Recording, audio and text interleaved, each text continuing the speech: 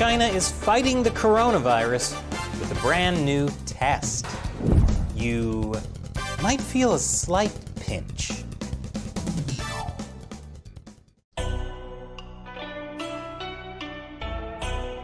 Welcome to China Uncensored. I'm Chris Chappell. China has a new coronavirus test, and it's a real pain in the butt. Now, I don't want to taint your view of China's anal swab test. Some Chinese experts claim it's way more effective. One specialist told CCTV, if we add anal swab testing, it can raise our rate of identifying infected patients.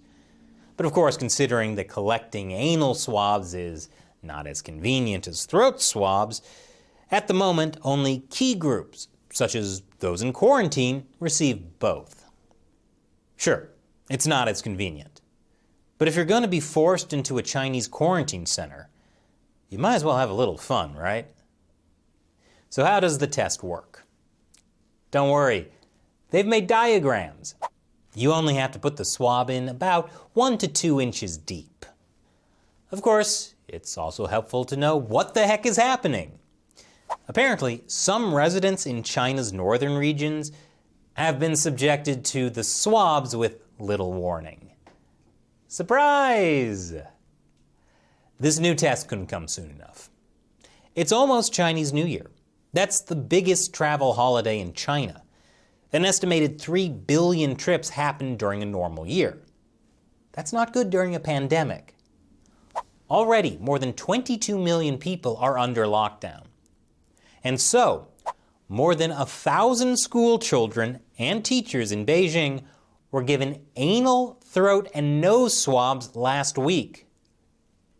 I hope not all at once. On the plus side, I can't wait for the next New York Times article praising how well China is handling the pandemic. Those reporters can be the first ones to try out the test in America. Of course, one expert told Bloomberg, "I don't understand why Beijing added anal swabs." Well, they don't call it a communist party for nothing.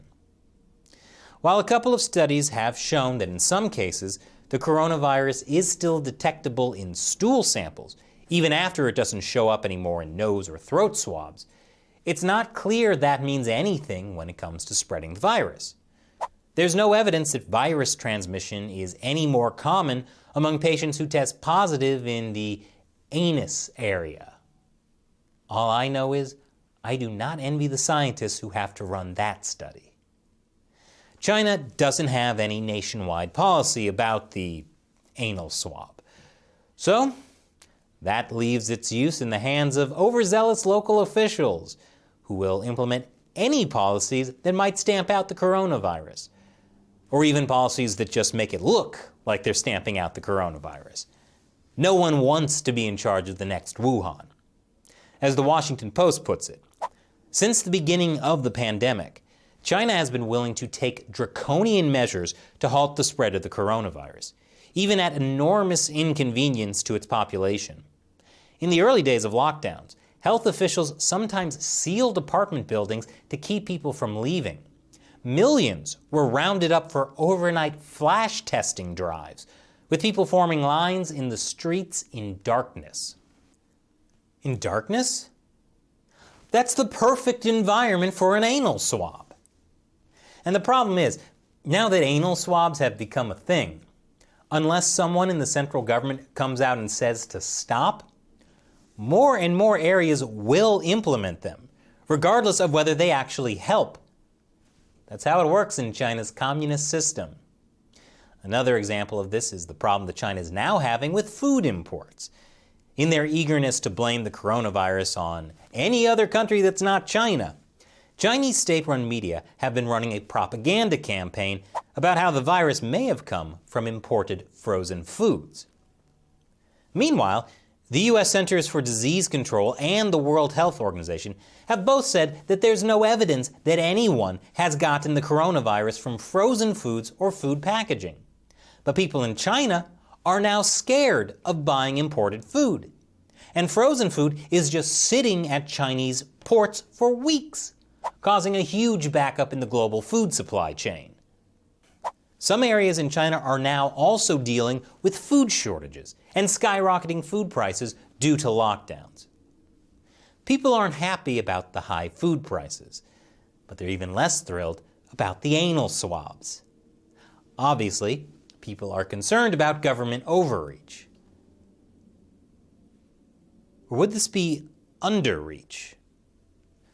But really, to help protect the public from the coronavirus, is there anything you wouldn't let the government do to you? Or are you a monster? Anyway, no matter how bad things get in America, let's just say they got it a lot worse in China. And this kind of penetrating, deep China coverage would not be possible without the support from viewers like you. I call them the China Uncensored 50-cent Army, fans who contribute $1 or more per episode through the crowdfunding website patreon.com/China Uncensored. As a thank you, I'll answer your questions.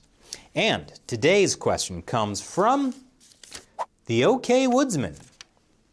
With all the money and efforts into the many military and civilian island building projects, isn't the CCP worried about sea level rise due to climate change? Now that's a good question. If you don't know, China is aggressively expanding its territory in the South China Sea. They've built artificial islands and then call them Chinese territory. How do they get away with that? Well, first, they militarize them. And then they have Chinese citizens move in. For example, Sansha City, built back in 2012 on the Paracel Islands. It now has a population of almost 2,000 people. But, as you say, OK Woodsman, what if the ocean levels rise because of climate change, helped along by the insane number of coal plants China has? Well, that's why China is also building secret villages along the China-India border. Those are way up in the Himalayan mountains. So you see, the Chinese Communist Party has plans for any contingency. That's why they hate to be the butt of jokes. Thanks for your question, OK Woodsman. And thank you for watching. Once again, I'm Chris Chappell. See you next time.